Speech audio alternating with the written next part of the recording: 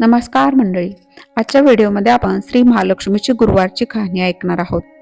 श्री महालक्ष्मीची कृपा आपल्याला लाभावी, तिने आपल्या घरी सतत वास करावा, आपला संसार सुखासमाधानाने चालावा म्हणून अनेक भाविक श्री महालक्ष्मी देवीचे व्रत करतात. तर चला ऐकूया देवीची कहाणी.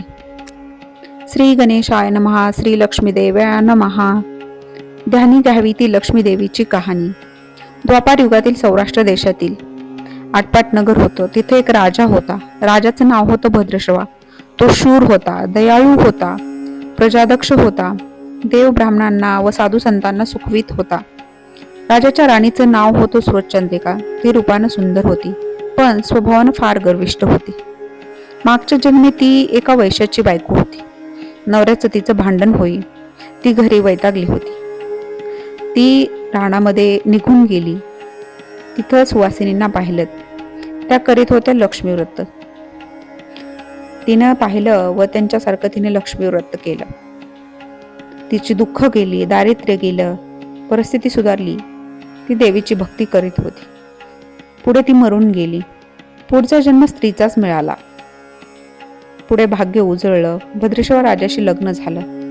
ऐश्वर्य हाती आलं. गर्वानं फुगली, गरिबांना विसरली, तोऱ्या ताट्यानं बोलू लागली, दासदासींवर खेकसू लागली. एकदा काय झालं, देवीच्या मनी आलं राणीला भेटावं, मागच्या जन्माची आठवण करून द्यावी. ती ओळखते का पाहू. राजा राणी राजवाड्यात मजेत राहत होते. राजा तिचं कौतुक करी. त्या दोघांना 7 मुलगे झाले. एक मुलगी झाली. मुलीचं नाव होतं शांबाला. एके दिवशी अचानक देवीनं म्हातारीचं सोंग घेतलं. फाटकं वस्त्र आली. हाती काठी घेतली. हळूहळू पावलं टाकीत राणीला भेटायला वाड्याशी आली व आरोळी दिली. आहे का कुणी घरात? घालेल का कुणी घास? दासी बाहेर आली. म्हातारी दिसली समोर. तिने विचारलं, कोण ग तू? कुठून आलीस? काय काम काढलंस? तुझं नाव काय? गाव काय? काय हवं आहे तुला? म्हातारी सांगू लागली हळू आवाजात. तशात खोकलाही येई अधूनमधून. म्हातारी म्हणाली, माझं नाव कमळाबाई. द्वारकेहून आले इथं. राणीला भेटायचंय. कुठे आहे या राजाची राणी? दासी म्हणाली, राणीसाहेब आहेत महालात. मैत्रिणींशी गप्पा मारत आहेत. त्यांना सांगितलं तर मलाच रागवतील. तुला कशा भेटणार त्या? तुझा अवतार पाहून तुझ्यावरच खेकसतील. उन्हादुन्हा बोलतील. मैत्रिणीही तुला हसतील. तू इथे बस आडोशाला थोडा वेळ. मैत्रिणी गेल्या की सांगते त्यांना. म्हातारीला राग आला. तीही संतापली. तुझी राणी पैशावर भाळलीये, माणुसकी विसरलीये. मागच्या जन्मी होती दरिद्री, आज झाली राणी, पण ती माझ्यामुळेच. मीच तिला देवीचं व्रत सांगितलं, तिने केलं. आता देवीच्या कृपेनं राणी पदावर बसली, पण देवीची आठवणही नाही तिला. तिला आता संपत्तीचा गर्व झालाय. डोळ्यांवर पैशाची धुंदी आली. गोरगरिबांना कशाला विचारेल ती? थोरा मोठ्यांच्या मुली मैत्रिणी झाल्या. म्हातारी गरीब भिकारीन, तिला कोण विचारतोय?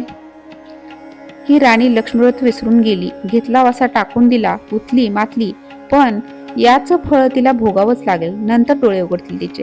जाते मी परत. दासीनं म्हातारीला पाणी दिलं. हात जोडले. म्हणाली, मला सांगाल ते व्रत मी करीन ते नेमानं. उठणार नाही, मातणार नाही, घेतला वासा सोडणार नाही, गेलेला शब्द विसरणार नाही, मोडणार नाही. म्हातारीनं त्या दासीला व्रताचा वसा सांगितला. ती उठली व काठी टेकीत तिथून निघणार तोच माडीवरून एक मुलगी लगबगीनं खाली आली. ती होती राणीची मुलगी शांबाला. ती आली आणि कळवळून म्हणाली, आजी रागावू नका. माझी आई चुकली. तिच्यासाठी मला क्षमा करा. मला धीर द्या. आईला दिलेला शाप मागे घ्या. मी तुमच्या पाया पडते. मुलीवर दया करा. म्हातारीला मुलीची दया आली. तिची होती कोमल काया. ती क्षणभर मुलीकडे डोळे भरून पाहत होती. तिनं मुलीला लक्ष्मीव्रताचा वसा सांगितला व ती मुलीचा निरोप घेऊन निघणार तोच राणी तरातरा आली माडीवरून. दाराशी येते तर दिसली ती म्हातारी. राणी कडाली, कोण ग तू थेरडे? इथे कशाला आलीस? जा इथून, उठ लवकर, नाहीतर ढकलून द्यायला सांगते तुला. लाज नाही वाटत तुला इथे यायची? दुसरी घरं नाहीत का तुला? म्हातारीचे डोळे गरगर फिरले. कपाळावर आट्या उमटल्या. ती तडक तिथून निघून गेली. पुढे दासीनं लक्ष्मीव्रत केलं. तिची स्थिती उत्तम सुधारली. ती गेली दासी पण सोडून, पण पुढे सुखानं संसार हे सुरू होता तिचा. पुढे मार्गशीर्ष महिना आला. पहिल्याच गुरुवारी शांबाल्याने लक्ष्मीव्रत केलं. सगळे नेमधर्म पाळून 4 गुरुवार तिने ते व्रत केलं. शेवटच्या गुरुवारी थाटानं उद्यापन केलं. सिद्धेश्वर नावाच्या मालाधर नावाच्या राजपुत्राशी शांबालेचा विवाह झाला. तिला राजवैभव मिळालं. लक्ष्मीव्रताच्या प्रभावानं तिचा संसार सुखासमाधानानं चालू लागला. पण भद्रश्रवा व सूरचंद्रिका राणी यांना हळूहळू वाईट दिवस दिसायला लागले. शत्रूनं भद्रश्रवाचं राज्य लुबाडलं. सूरचंद्रिका राणी होती ती स्थिती बदलली. भद्रश्रवाला फार वाईट वाटे.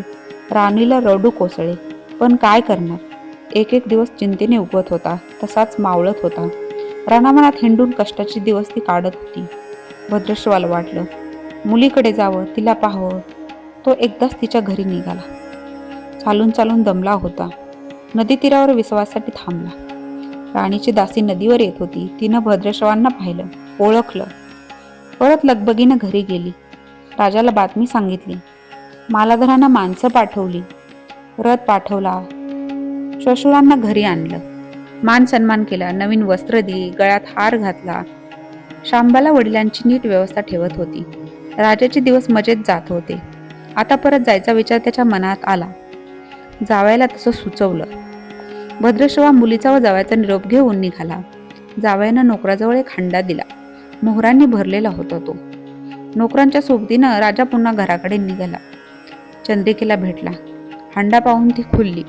हंड्यावरचं झाकण काढलं. आत पाहते तो काय? आत दिसले कोळसे. सूरजचंद्रिकेने कपाळावर हात मारून घेतला.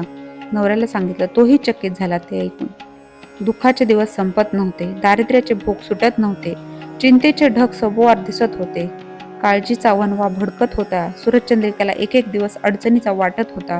तिच्याही मनाने घेतलं, एकदा मुलीला भेटावं, डोळे भरून पाहून यावं. आपल्या नशिबी भोग आपणच सोसायला हवे. दुसरं काय करणार? एका गुरुवारीच ती घरून निघाली. मुलीच्या गावच्या नदीतीरी बसली. अगदी दमून गेली होती ती. त्यावेळीच एक दासी नदीवर आली होती. तिनं राणीच्या आईला ओळखलं. ती महाली गेली. राणीला बातमी दिली. तुमची आई नदीवर बसली, खूप दमलेली दिसली. तिला आणायला पाठवा कुणीतरी. शांबालेने रथ बोलवला. आईला घेऊन यायला सांगितलं. आई रथात बसून घरी आली. शांबालेने पाहिलं. आईला तिनं प्रेमाने मिठी मारली. मुलीच्या घरचा ऐश्वर्य पाहून तिचे डोळे तृप्त झाले होते, पण तोंडातून शब्द फुटत नव्हते. आईला स्नान करायला सांगितलं. मग पैठणी नेसायला दिली. गळ्यात सोन्या मोत्याचे अलंकार घातले. आईचं रूप उठून दिसू लागलं. दुपारची वेळ होती. शांबाला लक्ष्मीव्रताचा वसा करीत होती. लक्ष्मी देवीची भक्तिभावानं पूजा करीत होती. आरती झाली. धूप दीपांचा वास दरवळत होता. शांबालेचा उपवासच होता. तो ती कडकडीत करत असे, अगदी निराहार राहून. आईच्या जेवणाची तयारी चालू झाली होती.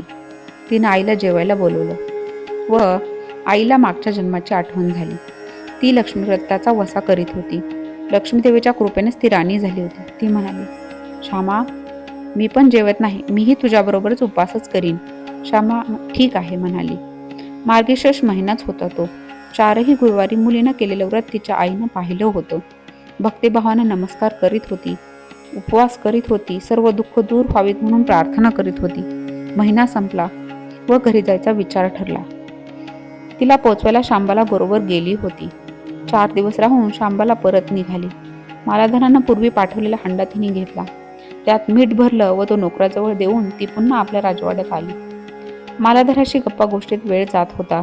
त्यानं सहज विचारलं, माहेरहून काय आणलंस? शांबाल्यानं बरोबर आणलेल्या हंड्याकडे बोट दाखवलं. मालाधरानं झाकण काढलं. आत काय दिसलं त्याला? मिठाचे खडे? अगं बेटे, हे मिठाचे खडे कशाला? येथे नाही का मिळत मीठ? हो मिळतं ना, पण हे मीठ माझ्या आई वडिलांच्या राज्यातलं आहे. वडिलांचं राज्य सौराष्ट्रात होतं. तिथल्या शेजारच्या समुद्राचं आहे हे मीठ. समुद्र तीरावर दूरवर माझ्या वडिलांचं राज्य पसरलं होतं. पण आज शांबालेच्या सांगण्यातली गोम राजानं हेरली, पण तो विचार चक्रात गुंतला होता. शांबाला सांगत होती, हे मीठ जीवनाचं अमृत आहे. मिठानंच अन्नाला रुची येते. मीठ नसेल तर सारे पदार्थ अळणी बेचो. जो माणूस जिथं मीठ खातो तो धनेशी नेहमीच इमानी राखतो. त्याचं रक्षण करतो. कामात कसूर झाली तर प्राणार्पणही करतो. मालाधराचं विचारचक्र थांबत नव्हतं. त्यानं ताबडतोब आपले सेवक आपल्या सासऱ्यांकडे भद्रश्रवाकडे पाठवले व त्यांना ताबडतोब बोलावून घेतलं. भद्रश्रवाला त्या तातडीच्या बोलवण्याचा काहीच अर्थ कळत नव्हता. पण अधिक विचार न करता तो तातडीने जावयाकडे निघाला. दोघांची गुप्त बैठक झाली व त्यातून एक नवा विचार निश्चित ठरला. भद्रशवाने आपली अनुमती दिली होती. मालाधरांना आपल्या मुख्य सेनापतींना ताबडतोब भेटून जाण्याची आज्ञा केली. सेनापती आले व त्यांनी मालाधरांना आदरपूर्वक वंदन केले. काय आज्ञा, असं नम्रपणे विचारलं. भद्रश्रवाचं राज्य जिंकून घेतलेल्या शत्रूवर ताबडतोब स्वारी करून जायचं. प्रत्येक सैनिकाच्या हाती या हंड्यातला एक मिठाचा खडा द्यायचा. शपथ घेऊन शर्तीनं झुंजायला सांगायचं. राजाच्या आज्ञेनुसार सेनापतीनं सर्व व्यवस्था केली व दुसऱ्याच दिवशी सर्व सेना घेऊन शत्रूवर चाल केली. शत्रू बेसावध होता. मालाधराचे सैनिक अधिक सावधगिरीनं शत्रूच्या राज्यावर तुटून पडले. घणाघाती लढाई सुरू होती, पण मालाधराच्या सैनिकांचा पवित्रा शत्रूला अडवताच येत नव्हता. शत्रूचे सैनिक जमिनीवर कोसळत होते. मालाधराचे सैनिक पराकाष्ठेने पुढे सरसावत होते. युद्धाचे तांडव अखंड चालू होते. सूर्य पश्चिमेकडे सरकत होता. थोड्याच वेळात अंधार पसरणार होता. मालाधराचे सैनिक अधिक ईर्षेने पुढचं पाऊल पुढे खेचत होते. आणि शेवटी मालाधराच्या सैन्यानं शत्रूचा पुरा फडशा पाडला होता. मालाधराच्या सैन्यानं अपूर्व विजय मिळवला होता. भद्रश्रवाचं राज्य पुन्हा मिळवलं होतं. मालाधराला व शांबालेला ही आनंदाची वार्ता सेनापतीनं ताबडतोब कळवली. मागे राहिलेल्या सैनिकांनी त्या शत्रूच्या राज्यातील मुख्य खजिना लुटला. अफाट संपत्ती त्यांना मिळाली. ती पोत्यात भरून मालाधराकडे आणली. त्यात सोन्याच्या मोहरा होत्या, अनेक नाणी होती, कित्येक शस्त्रांचा साठाही होता. मालाधरानं भद्रश्वाला चंद्रिका राणीला घेऊन यायला सांगितलं. ती आल्यावर घरात आनंदाला उधाण आलं होतं. तो होता गुरुवारचा दिवस. शांबाल्यानं लक्ष्मीव्रताची पूजा केली, आरती केली. धूप दीपाचा सुगंध दरवळत होता. तिनं व तिच्या आईनं उपवास केला होता. रात्री देवीची आरती झाली. देवीला नैवेद्य झाला. सर्वांचं मिष्टान्नाचं जेवण देखील झालं. मार्गशीर्ष महिन्यातला हा शेवटचा गुरुवार, लक्ष्मीव्रताचा शेवटचा दिवस. या मंगल मुहूर्तावर मालाधरानं भद्रश्रवाचं राज्य त्याच्या स्वाधीन केलं व या व्रताची खरी सांगता झाली. राजा राणी परत आपल्या सौराष्ट्रात आली. सूरजचंद्रिकेनं पुन्हा लक्ष्मीव्रताचा वसा घेतला व तो आजन्म पाळला. घरची स्थिती पुन्हा पूर्वीप्रमाणे सुधारली. राजाची 7 मुलगे कुठेतरी दूरदेशी गेले होते. तेही अचानक घरी आले. त्यांना पाहून आई वडिलांना जो आनंद झाला त्याचं वर्णन शब्दात सांगणं अगदी अशक्यच. श्री लक्ष्मी देवीच्या व्रताचा हा अपूर्व अनुभव राजाराणी पुढे सतत घेतला. त्यांचे जीवन निश्चिंत झालं होतं. दुःखाचं वादळ पूर्ण थांबलं होतं. सुखाचे वारे सर्वांना सुखवीत होते. अशी 60 उत्तरांची कहाणी सर्वांनी वाचावी, ऐकावी व लक्ष्मीच्या कृपेनं त्यांचं घर सदैव फुलावं अशी 5 उत्तरात सुफळ संपूर्ण करून सर्वांनी देवीला वंदन करावं ही प्रार्थना.